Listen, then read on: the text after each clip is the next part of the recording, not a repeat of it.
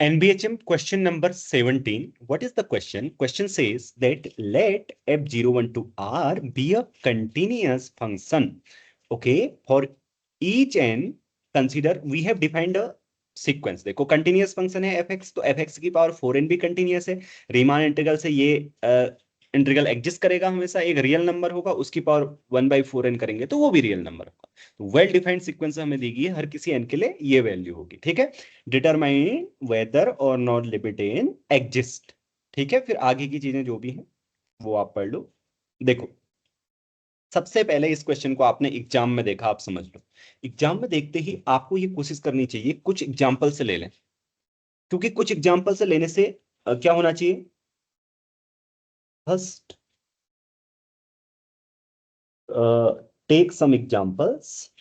Okay, take some example to see that limit exist or not for guessing. Okay, for guessing. Okay, if you pick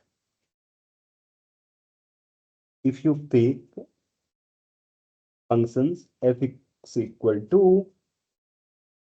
1 once 1 and 0 and x, in those case and etc, you may infer that limit maybe sup x belongs to 0 1 mod fx. Okay, if exists. Okay, may be मैंने बोला है, might भी मैंने बोला है.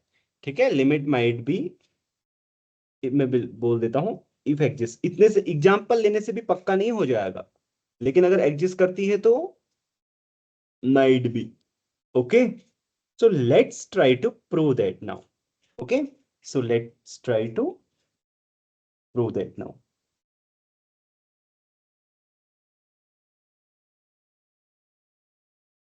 To prove that now. अब मैंने ये क्यों बोला, मैंने बोला ना हो सकती है. अब मैंने प्रूव किया है तो इसलिए मैं बोल रहा हूं. हाँ, let's prove, try to prove that now. Okay, so see, note that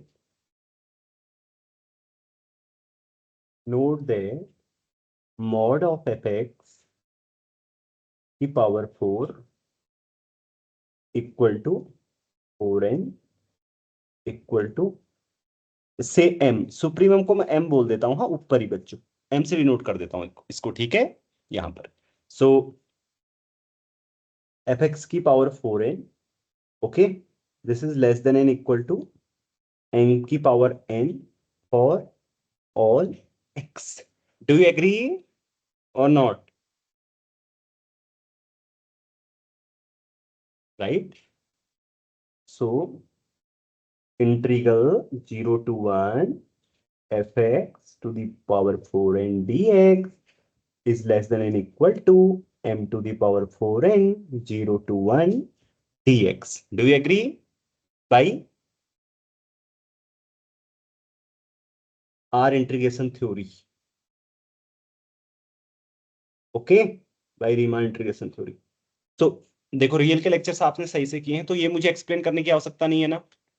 If fx is less than equal to gx for every x in the closed interval x 0 to 1, then this happens whatever is given below. Is it clear to everyone now? So for each n, okay, this holds for each n. So for each n inside natural number. Okay, यहां से सिर्फ आपको बच्चों ये नहीं कि exam में करना ही सीखना है. देखो मैं कैसे लिख रहा हूं, कैसे कर रहा हूं. आप एग्जाम देंगे, आईएसआई का एग्जाम देंगे, वहां भी मैं भले ही आपको सिखाऊंगा पीएचडी के पेपर में कैसे सॉल्यूशन लिखते हैं. आप एक एक चीज को सीखो ना, कैसे मैं बोल रहा हूँ, तो आपको सही से समझ में आ रहा है ना. आपको कहीं शिकायत तो नहीं रह रही है ना. मैं ऐसा नहीं बोल रहा कि मेरे बोलने में बहुत ही परफेक्टनेस होगी, बट फिर भी मैं ट्राई कर रहा हूँ कि आप लोग समझें। तो ऐसे ही तो बस इंटरव्यू में क्या होगा, इंटरव्यू में आपको यही प्रॉब्लम दे दी जाएगी तो आपको सही से एक्सप्लेन करनी पड़ेगी। एग्जाम और इंटरव्यू में बहुत अंतर नहीं होता है एनबीएचएम के, और भी सरल क्वेश्चन हो सकते हैं एग्जाम से भी, बस आपको एक्सप्लेन करना तो आना चाहिए, आप सही से बता तो पाओ। कहीं ऐसा तो नहीं हुआ है कि आपकी गलती से कोई क्वेश्चन सही हो गए एग्जाम में और आप क्वालिफाई हो गए। ठीक, चल। सो अब इसलिए अब आपको एक एक चीज का रीजन पता होना चाहिए। हाँ, 4n dx, ये 1/4n, राइट? ये क्लियर है ना सबको, ये क्यों हुआ करके? और इसका आंसर 1 है। हाँ? ये 1 है, इसलिए इसकी कोई भी पावर 1 ही होगी, राइट? सो हाँ, 10 we have 10 we have an is bounded sequence. Okay,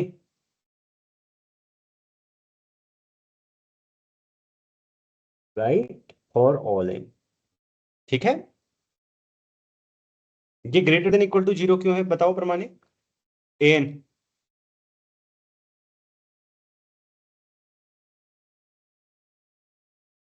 sir sequence in 0 1 में है, क्यों? क्योंकि तो किशोर तुम बताओ, why this is always greater than equal to 0? Sir fx का पावर इवन है ना 4n। So this function is always greater than equal to 0, so it's integral। okay, yeah, so तो देखो, अब आगे हम क्या देखें, हमें पता चला है ये सीक्वेंस बाउंडेड है। Okay, so now suppose L be a limit point of an। okay, right? L be a limit point of an, so there exists an k a subsequence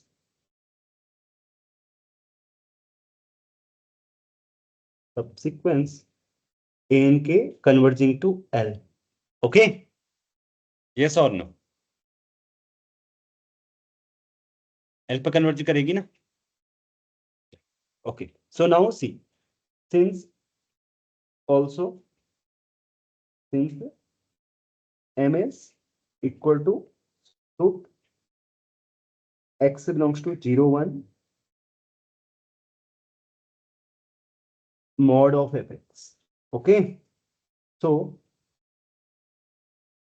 for each epsilon greater than 0, तो अब कैसे करूंगा? Supremum की property है, for each epsilon greater than 0 क्या होना चाहिए?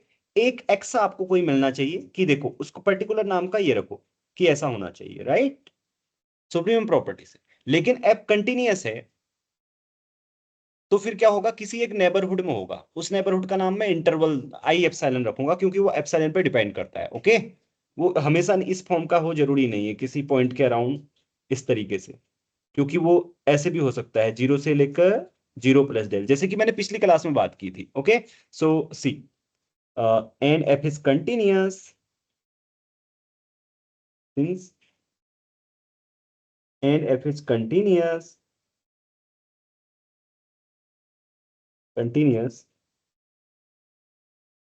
so for each epsilon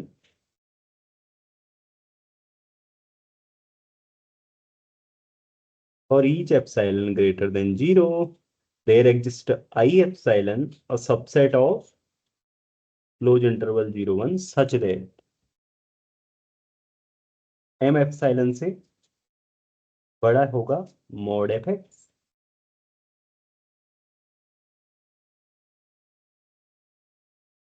right, strictly बड़ा होगा बाय द वे, है ना? चलो, do you understand this part? Neighbourhood property लगी है इसमें, क्योंकि एक पॉइंट पे होगा m माइनस एप्सिलॉन से बड़ा, तो क्या रहेगा, एक नेबरहुड पे ही उससे बड़ा रहेगा, राइट? ओके, सो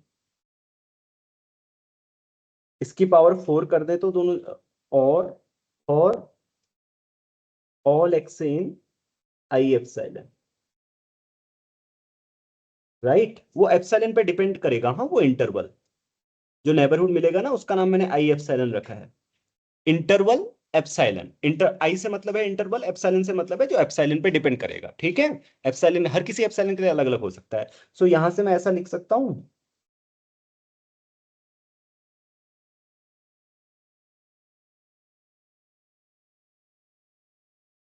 अब मॉड हटा दूंगा, हाँ, फिर खाली एफ एक्स की पावर 4n लिखना पर्याप्त होगा, क्योंकि मॉड रखो ना रखो कोई फर्क नहीं पड़ता फिर। और each n x belongs to I epsilon. और देखो n माइनस एप्सिलॉन की पावर 4n की पावर, यहां तक तो ये आ गया। इसको इंटीग्रेट करते हैं हम जीरो से एप्सिलॉन इंटरवल में, ठीक है, वही इंटरवल में इंटीग्रेट करते हैं, राइट। ये क्या होगा, इसको आप क्या करो, अगर उसी इंटरवल में इंटीग्रेट करो तो I epsilon and d x, और ये क्या होगा फिर, less than N equal to 0 to 1, क्योंकि देखो एप्सिलॉन के आई एप्सिलॉन सबसेट है क्लोज इंटरवल 0 1 का ना, राइट। तो I epsilon over I epsilon जो इंटीग्रल होगा वो इससे छोटा होगा, right. Do you understand this? और भी एक्स्ट्रा पॉजिटिव कुछ ऐड हो रहा है ना, इसको जैसे आप ऐसा समझो कि जीरो से लेकर हाफ है मान लो, फिर उसके बाद हाफ से लेकर और एक्स्ट्रा ऐड हो रहा है, वो पॉजिटिव है, वो एक्स्ट्रा जो ऐड हो रहा है, ठीक है, ये ध्यान रखना, निगेटिव नहीं है वो। एक एक चीज आपको क्लियर होनी चाहिए। 4n dx,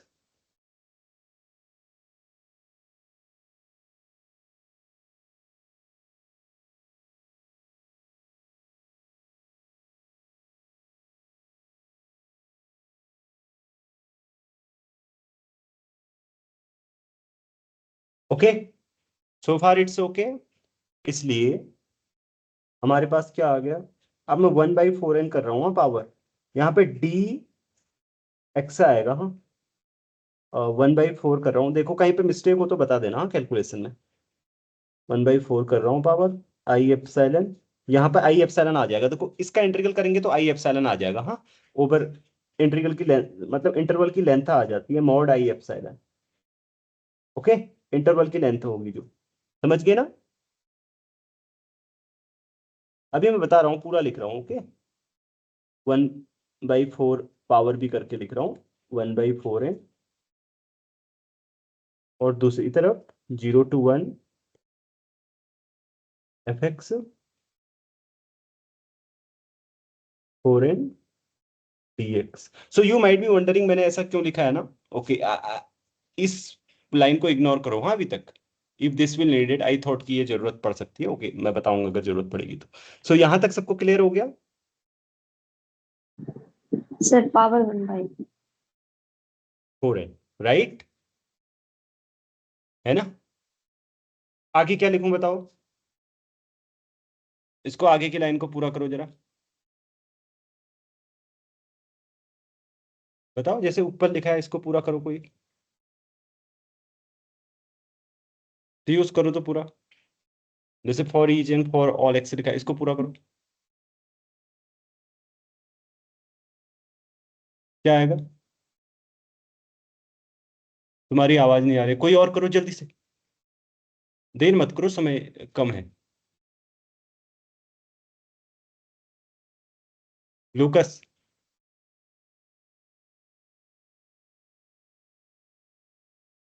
हाँ सर। हाँ, so what should I right? 4 n हाँ, belong to natural number. Okay, और भी कुछ, इतना ही? I think yeah, that will be it. Right, because अब एक्स का कुछ लेना देना नहीं है, ये भी रियल नंबर है और ये भी रियल नंबर है, ठीक है, एक्स का काम हो गया अब। बाय द वे यहाँ पे भी कोई लेना देना नहीं है, जब मैंने ऊपर लिखा है, राइट, ये भी मैंने गलत लिखा है यहाँ पे, तो दिस इज नॉट नीडेड। आप लोग, मैंने अभी ध्यान दिया, क्या क्या फॉर ऑल एक्स, ये रियल नंबर है सारे, हर किसी एन के लिए होना चाहिए ऐसा। एक्स का कहाँ आए बताओ dependence? So far it was needed, right? So you try to understand every step ना। तुमने पूछा भी नहीं फिर वही। एक एक चीज को पूछो अपने दिमाग से, एक एक चीज को सोचो, तब तुम अच्छा सीखोगे, तब तुम अच्छा एक्सप्लेन करोगे चीजों को। ऐसे नहीं तो कैसे काम चलेगा। चलो सो नाउ, अब यहां से डायरेक्ट मत करने लगे, tending limit n tending to infinity. So we get m minus epsilon equal to limit n. अभी पता ही नहीं है कि लिमिट एन एन एग्जिस्ट करती है या नहीं करती है, अभी कहाँ पता है, तब मैंने वो लिमिट पॉइंट लिया है ऊपर। सो नाउ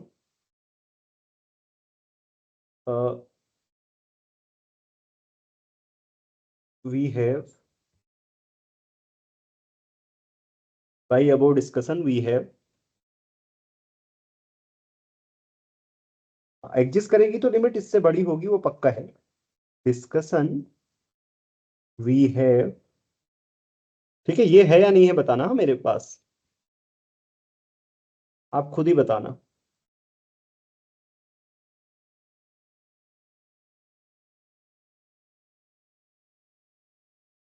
एन के है, हाँ एन की जगह एन के।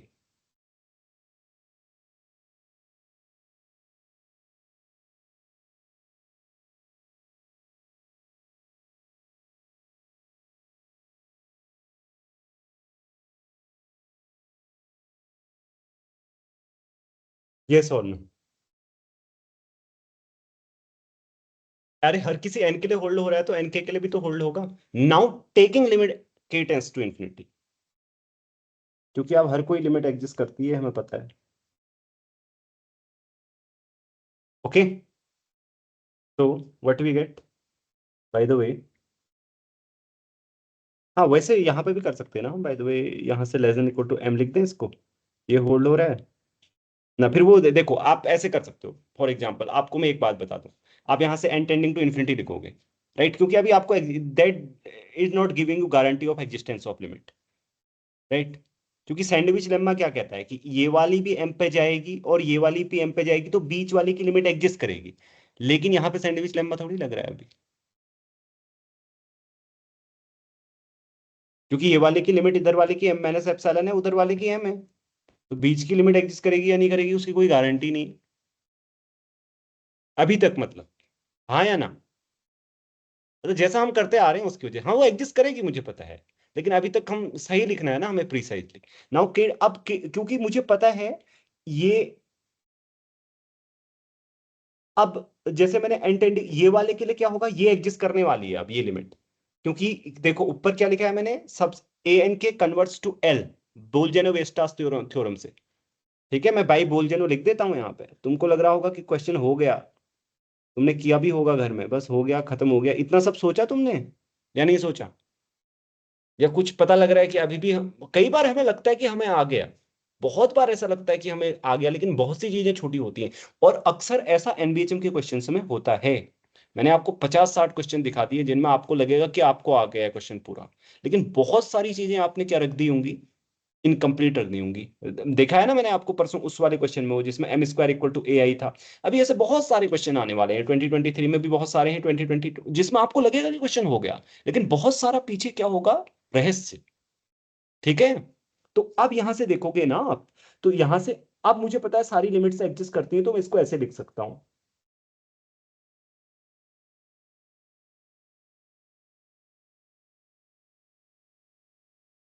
मतलब अंदर अंदर वाली सॉरी एल हो जाएगी ना। सो फॉर ईच एप्सिलॉन, ये ध्यान रखना, right, this implies l is equal to m, कोई भी लिमिट पॉइंट एक ही है, वो एम है। A bounded sequence with unique limit point is convergent and converts to, its limit point. Right, unique limit point is convergent, you know that. So is every step is clear, बताओ कहीं पे कुछ ऐसा लगा, मतलब हर कोई चीज क्लियर हुई ना, एक एक चीज हमने प्रिसाइजली लिखने की कोशिश की या नहीं की। क्या आप भी ऐसे ही समझने का प्रयास कर रहे हैं घर में बैठ के, या फिर ऊपर ऊपर बस क्वेश्चन देखा, ओ ऐसा होगा ऐसा होगा, हो गया क्वेश्चन, फिर कहोगे इंटरव्यू में ऐसा हो गया। इंटरव्यू में यही करना है आपको जो मैंने आपको करके दिखाया, इसके अलावा कुछ नहीं करना। आप इंटरव्यू देके देखो, अभी कुछ बच्चे आप में से इंटरव्यू देंगे आईआईटी में, तो आईएससी में, तो एचआरए में, तो देखो क्या करते हो वहां पे। आप एक प्रॉब्लम को एक्सप्लेन करोगे ना, उसी प्रॉब्लम से रिलेटेड पूछा जाएगा। अब जैसे मान लो कोई प्रॉब्लम आपने करनी है ना, फिर इंटरव्यू ऐसे नहीं होता कि वो वहां सोच के बैठे हैं कि हितेश आएगा, पीयूष आएगा या ललित आएगा, उससे हम ये वाला क्वेश्चन पूछेंगे। हाँ, वो ललित आया है उससे ज्यादा कठिन पूछना है, वो आया है उससे सरल पूछना है, वो तो ऐसा है, ऐसा ऐसा कुछ नहीं होता। आपका एक क्वेश्चन से इंटरव्यू स्टार्ट होता है, फिर वहां से क्वेश्चन निकलते जाते हैं आगे आगे आगे। फिर हाँ, बीच बीच में एरिया स्विच होते हैं या कई बार टॉपिक स्विच होते हैं, मतलब मोस्टली ऐसा होता है। कई बार होता है कि चलो ये चीज हो गई, ठीक है, यहाँ पे इसको इतना ही करते हैं, फिर स्विच करते हैं थोड़ा सा, फिर नया सोचते हैं, इस तरीके से, ठीक है। इसलिए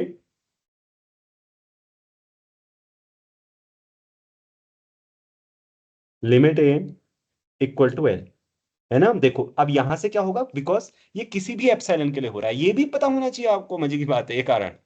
क्योंकि आप कहेंगे क्यों एल इक्वल टू एम क्यों होना चाहिए, कोई पूछ ही ले।